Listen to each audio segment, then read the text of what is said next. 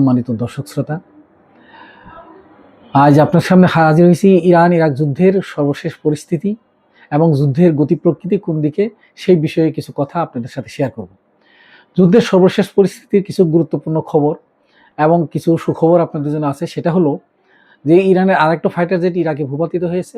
যদিও আমেরিকা এটাকে প্রথমে অস্বীকার করছিল, কিন্তু এটিকে পরে স্বীকার করছে। আর একটা বিষয় হলো যে আমেরিকান যে ক্যারিয়ার আব্রাহাম লিঙ্কন, সেটা ইরানের দিকে আসতেছিল। ইরান এটাকে ধাওয়া করে আবার প্রায় ১,৫০০ কিলোমিটার দূরে পাঠিয়ে দিয়েছে।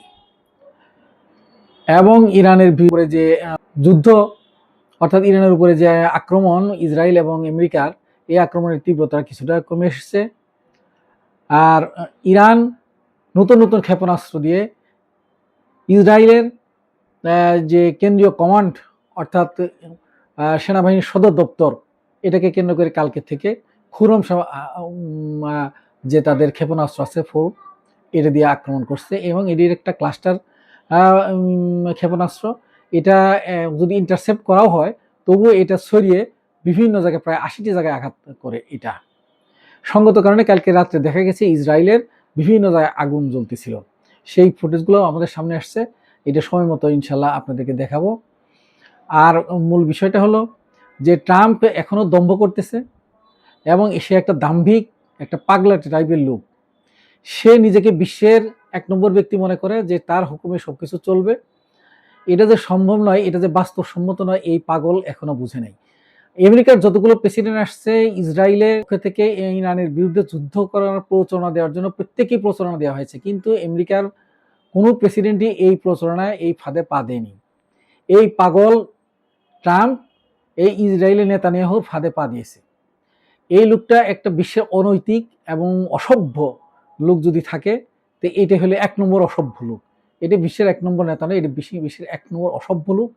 এর কোনো নীতি নৈতিকতা নাই, এর কোনো প্রেস্টিজ নাই, এর কোনো বাস্তবসম্মত কোনো জ্ঞান নাই। এটা একটা দাম্ভিক লোক।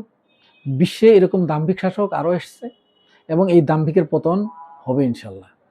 তারপরে ইরানের আরও কয়েকটি সফলতা হলো যে বাহরাইনের যে ইরানের নৌঘাঁটি এবং নৌ সদর দপ্তর আছে, সেখানে যে হোটেলগুলোতে দূতাবাস থেকে ছেড়ে যে হোটেলগুলোতে উঠছিল আমেরিকান সৈন্যরা, সেখানেও ড্রোন হামলা হয়েছে।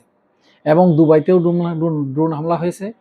দুবাই এবং বাহরাইন, এই দুই মির্জাফর, এরা ইসরায়েলের সাথে যে প্রথম সম্পর্ক স্বাভাবিক করেছিল এবং আমেরিকাকে এখানে ঘাঁটিয়ে করে সুযোগ দিয়েছিল এবং আব্রাহাম চুক্তিতে এরা এগিয়ে গিয়েছিল এবং আব্রাহাম চুক্তি করেই ফেলছিল বাহরাইন।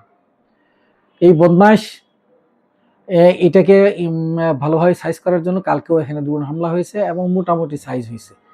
আর একটা গুরুত্বপূর্ণ খবর হলো যে ইরান থেকে যে ক্ষেপণাস্ত্রগুলো উঠে, সেই ক্ষেপণাস্ত্রগুলার প্রথম নিউজ দুবাই যে রাডারটা ছিল এর মাধ্যমে এবং জর্ডানের রাডারের মাধ্যমে ইসরায়েল খবর পেয়ে যেত বেশ আগেই। এই রাডার স্টেশনকে ধ্বংস করা হয়েছে, দুবাইয়েরটা এবং জর্ডানেরটা।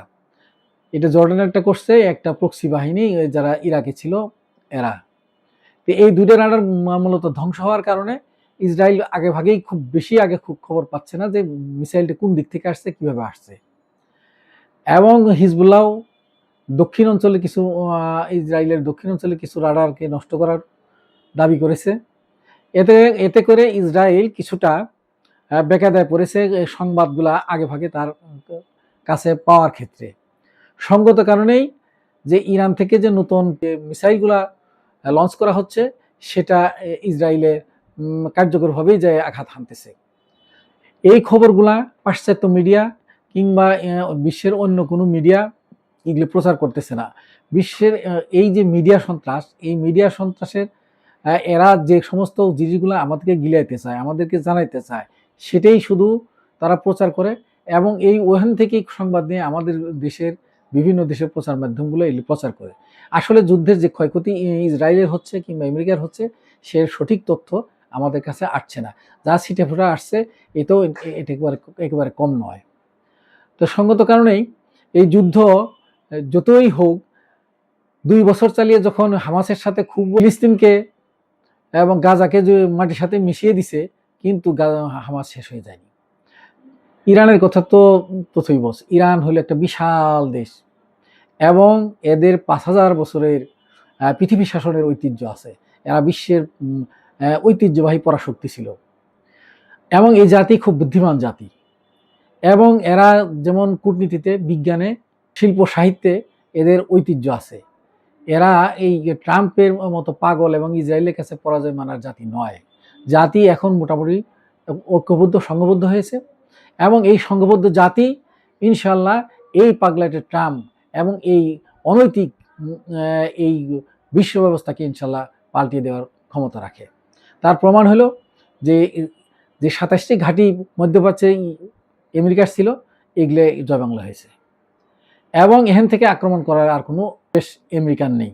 সুতরাং একমাত্র পরিবেশ হলে ইসরায়েল থেকে যে সমস্ত প্লেনগুলো উঠবে সেটা মাঝাকাশে তৈল দিয়ে এডে দিয়ে আক্রমণ চালাচ্ছে এবং ওই কেরিয়ার আব্রাহাম লিঙ্কন থেকে যে সমস্ত জাহাজ প্লেনগুলো উঠছে এই অবস্থা।